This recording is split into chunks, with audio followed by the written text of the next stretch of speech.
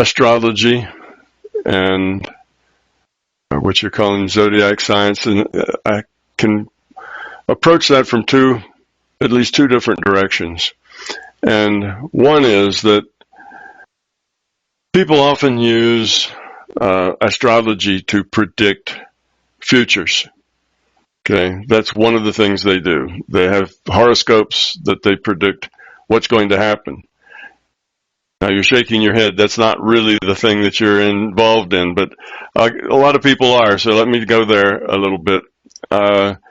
They do that, and what's going on there, it isn't so much the astrology that's making predictions, it's the astrologer that's making the predictions, and they're getting that information out of the database, out of the future probable database, and that's how that works. They're using the astrology as a tool to help them extract the data out of the database.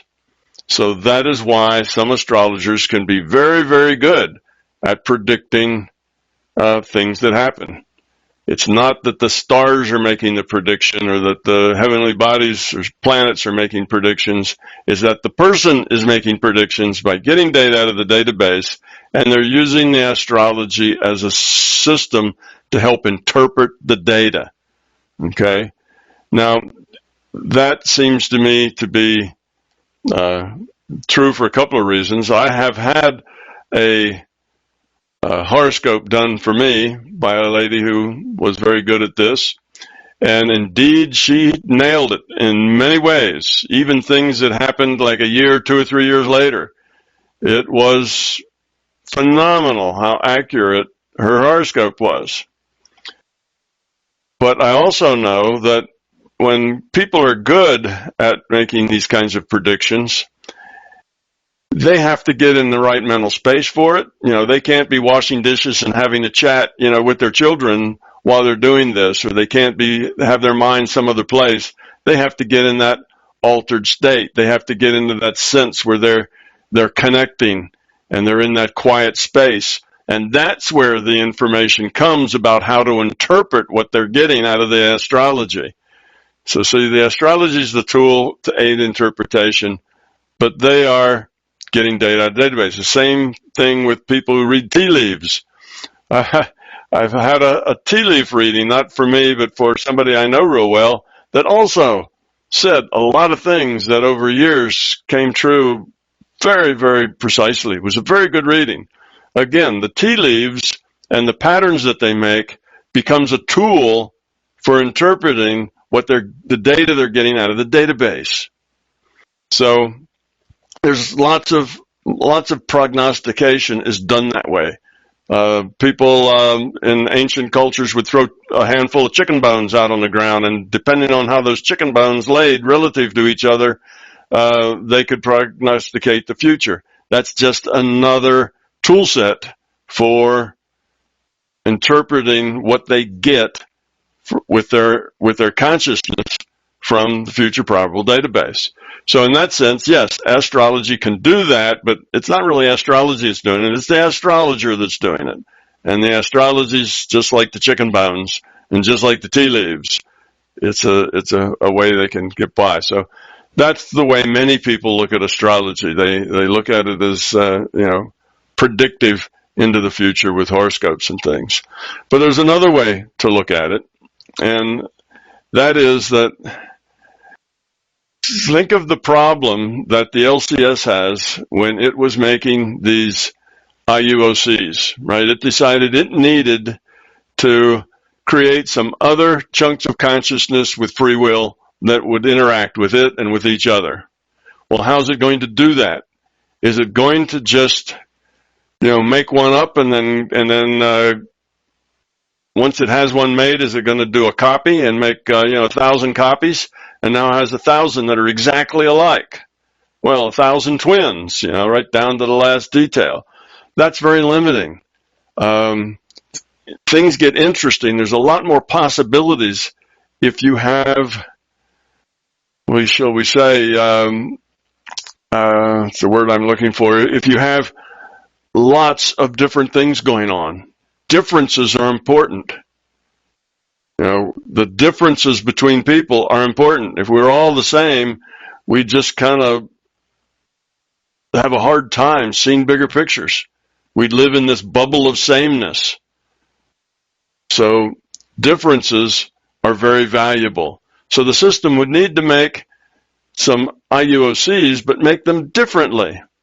And how could it do that? I guess it could just randomly, run random numbers on all the variables and do that, but then that's not really, a very good way to work the problem either. Because then you'll come out with different things and such variances that it's not just diversity, but you would populate things that otherwise would be very, very improbable, and you create some problems that way.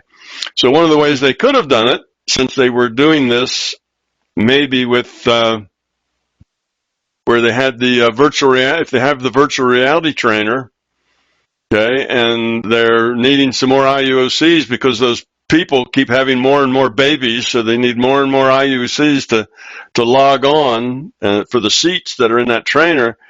And they may start thinking, well, what's some way that relates to this physical universe that would enable the system to produce the variation in the IUOCs that would give it the most growth?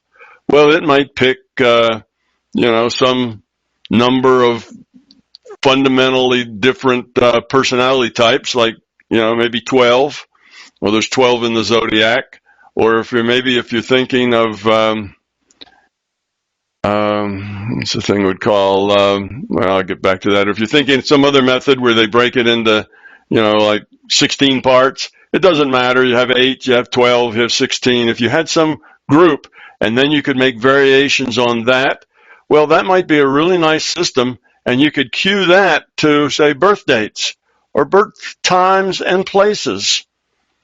And that means that every individual would be different, because no individual is going to be born at exactly the same place at exactly the same time. No, there wouldn't be many, because people being born all over the planet at different places and at different times would be a way of creating variation into the system. That was it would be kind of algorithmic. It would be a way that you could just do that, and that way you would keep everything within the bounds of the things that were useful to you. The properties. Those 12 things would have to be in bounds and complementary with each other, and the system could come up with that.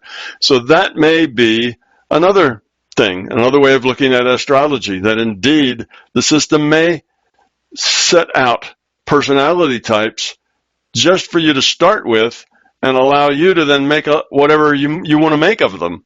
How you grow and the choices you make, then you can change some of that. But you have this basic proclivity towards certain ways of being, certain attitudes, certain things.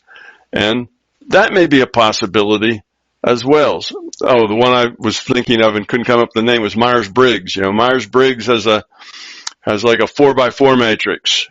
16 different ways, and it's a similar kind of thing. Well, the system could use both of those, and it would get even more variation. So it may use several systems like that, ways you can slice and dice personality and other individual attributes, just so you seed the population with a lot of diversity that interacts with each other, that creates a lot more possibilities. So that's another way that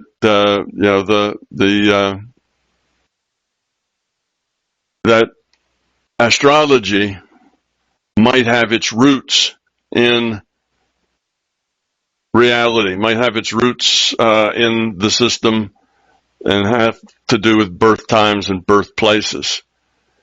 Okay, so these are also possibilities. Now, I just offer these up as possibilities. I'm not saying this is the way it works, but there are possibilities here for connecting astrology, or you call zodiac science, with the bigger picture. Because indeed, there does seem to be some fundamental truth to some of, what we get out of from astrology and from Myers-Briggs and all of those things that divide 7.5 billion people up into 12 or 16 different categories. It seems to work pretty well. We seem to be able to be divided up into a small number of categories that pretty well, gets everybody right. There's some people that probably say, no, I don't belong to any of those. None of those Myers-Briggs things applies to me, or none of those zodiac things applies to me. There may be some that fall through the cracks, but most people can find themselves in a Myers-Briggs or find themselves in a zodiac and say, yep, that sounds like me, all right. That's the way I approach life. That's the way I see things. So humans seem to be able to be divided up into a small number of types. And how all these types mix produces the diversity that we need to create the challenges that we need for growth. So those are some ideas. Now, I have recently done a little correspondence with a person who says that they have a bigger picture of what maybe you're calling zodiac science. And they see it as a bigger, more fundamental thing than the stuff I've just said. And I have yet to gotten them to tell me about that. So I also am open-minded that there may be other aspects of what you're calling zodiac science that I just don't know about. But I'm interested and I'd like to learn. So this fellow who knows that, he is, I'm